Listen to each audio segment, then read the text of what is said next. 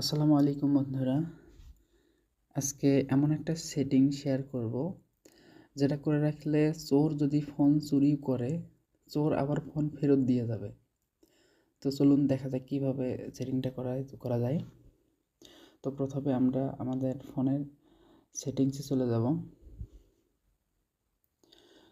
সেটিংসে যাওয়ার পর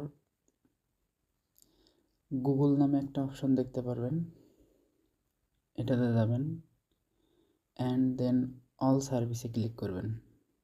অল সার্ভিস, এখান থেকে নিচে একটু স্ক্রল ডাউন করবেন।